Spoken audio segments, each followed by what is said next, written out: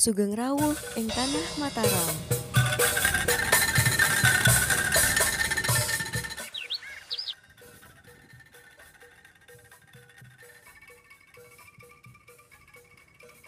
Kalian pasti udah gak asing lagi dong dengan dua daerah yang ikonik ini, yaitu Yogyakarta dan Surakarta. Daerah Istimewa Yogyakarta adalah sebuah daerah yang berada di pesisir pantai selatan Jawa, dan ini merupakan salah satu provinsi yang mendapat keistimewaan dalam sistem pemerintahannya, sehingga diberi titel Daerah Istimewa. Sedangkan Surakarta adalah sebuah karesidenan di pesisir pantai Jawa yang sekarang sudah terbagi menjadi beberapa kota dan kabupaten. Salah satunya adalah kota Solo. Jadi Solo dan Surakarta ini memang masih erat kaitannya. Apakah kalian tahu ada dua kerajaan besar di daerah Yogyakarta dan Surakarta yang masih kuat keberadaannya loh? Di Yogyakarta disebut dengan Keraton Kasultanan Yogyakarta, sedangkan di Surakarta disebut Keraton Kasunanan Surakarta. Keraton Kasunanan Surakarta ini dipimpin oleh Sri Sunan, sedangkan Keraton Kasultanan Yogyakarta dipimpin oleh Sultan. Sultan Yogyakarta selain sebagai yang dipertuan pemangku tahta adat atau kepala keraton, juga memiliki kedudukan yang khusus dalam bidang pemerintahan sebagai bentuk keistimewaan daerah Yogyakarta. Dari permulaan DIY berdiri, Sultan Yogyakarta secara otomatis diangkat sebagai gubernur atau kepala daerah istimewa yang tidak terikat dengan ketentuan masa jabatan, syarat, dan cara pengangkatan gubernur atau kepala daerah lainnya. Nah, dua keraton ini sama-sama merupakan keturunan dari Kerajaan Mataram Islam. Mataram Islam dulu pusatnya ada di Surakarta, lalu kemudian terpecah menjadi dua setelah adanya Perjanjian Giyanti tahun 1775. Sehingga tak heran kalau Yogyakarta dan Surakarta ini memiliki banyak kesamaan, mulai dari budaya, adat, dan peninggalannya.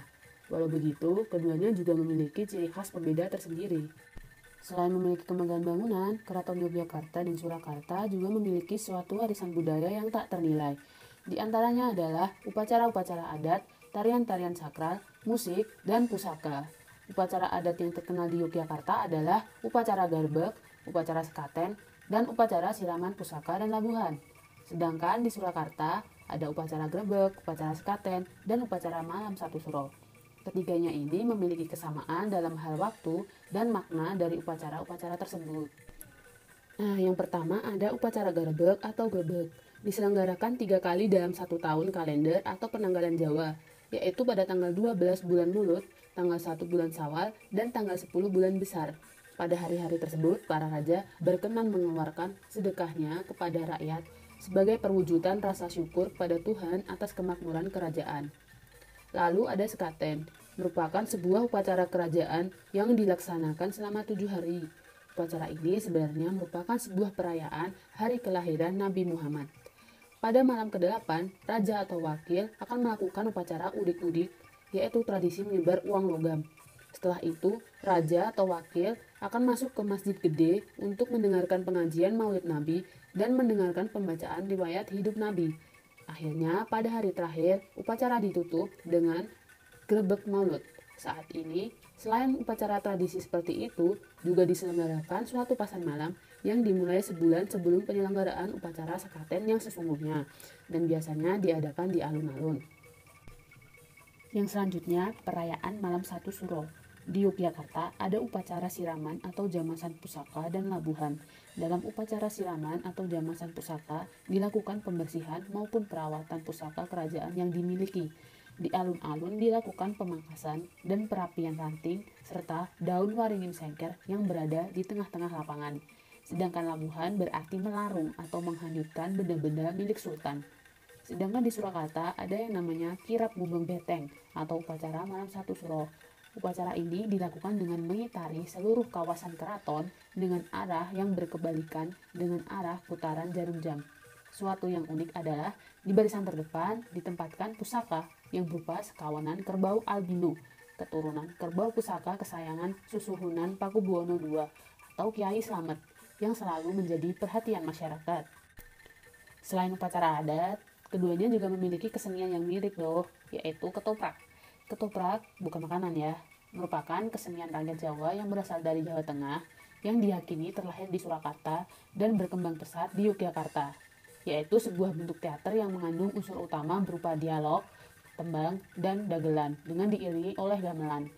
Ketoprak merupakan seni panggung yang khas, terutama melalui ceritanya yang mempertunjukkan kisah-kisah masyarakat Jawa, baik kisah legenda, kepahlawanan, atau kehidupan sehari-hari.